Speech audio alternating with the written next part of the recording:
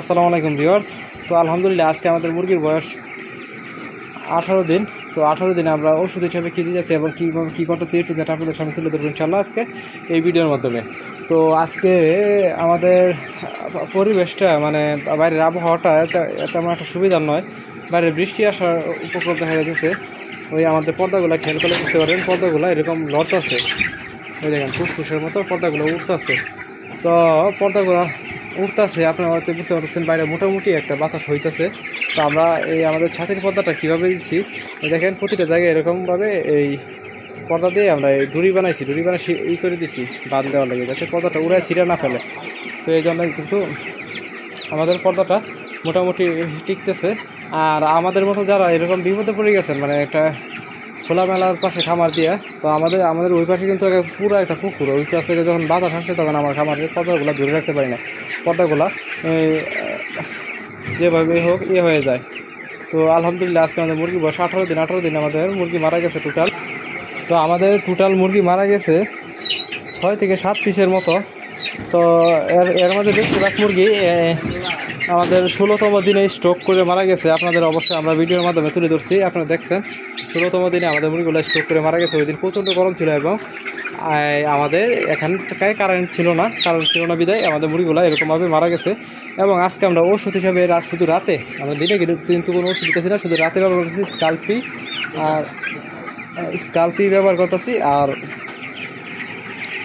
আমরা এখানে একটা মুরগি পাইছি যেটা একটু সমস্যা হয়েছে, এটা হলো এইটা। তো দেখেন আপনারা চোখের অবস্থাটা দেখেন, চোখটা কি হয়েছে,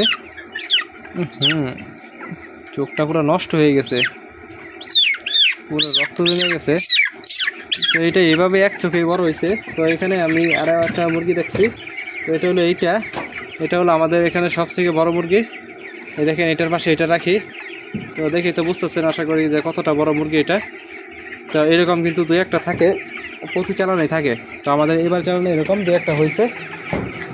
প্রথম দিকে আমাদের মুরগিগুলো মোটামুটি ভালো যত্ন পাইলেও এবারে আমাদের মুরগিগুলো শেষের দিকে আমরা যত্ন নিতে পারি না, আমরা ব্যস্ততার কারণে আমরা কেউই কিন্তু ভালো করে মুরগিগুলো খেয়াল রাখতে পারি নাই, মুরগিগুলো সঠিকভাবে যত্ন নিতে পারি না, বিধায় আমাদের মুরগিগুলো এরকম সমস্যা হয়েছে। না হলে কিন্তু এরকম সমস্যা হইতো না।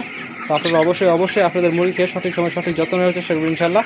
তো আহামরি যে কোনো কিছু কাজ করা লাগে এমনও না, আমরা কিন্তু ওই কাজটুকু করতে পারি না। আপনারা অবশ্যই বুঝতে পারতেছেন মানে কতটা আমরা বিজি হয়ে পড়ছিলাম অন্য কাজে।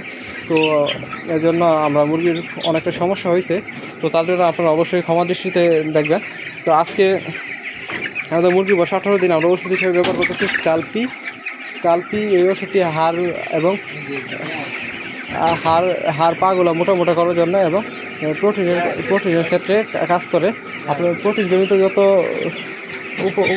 উপাদান প্রয়োজন পুরোটাই এই ওষুধের ভিতরে রয়েছে। তো এই ওষুধটি হলো এটা।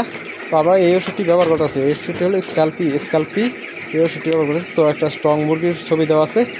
আর এই ওষুধটি হলো SKF কোম্পানির ওষুধ। তো আলহামদুলিল্লাহ ওষুধটি খুব ভালো, আমরা 2-3 চালান ধরে এই ওষুধটি সেবন করতেছি, মুরগির উপর প্রয়োগ করতেছি। তো আলহামদুলিল্লাহ এটা খুব ভালো ফলাফল পেয়েছি।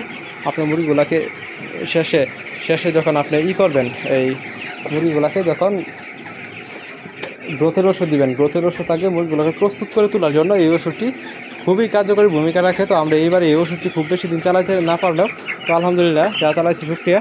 তো আজকে আমাদের মুরগি বয়স 18 দিন, মুরগি কিন্তু 18 দিনের তুলনায় তেমন বড় হয় নাই। বড় না হওয়ার কারণটা হলো আমরা মুরগিকে সঠিকভাবে যত্ন নিতে পারি না। তো আলহামদুলিল্লাহ আজকে এই ভিডিও এই পর্যন্তই।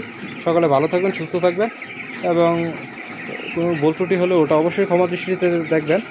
তো সকলে ভালো থাকবেন, সুস্থ থাকবেন। আসসালামু আলাইকুম।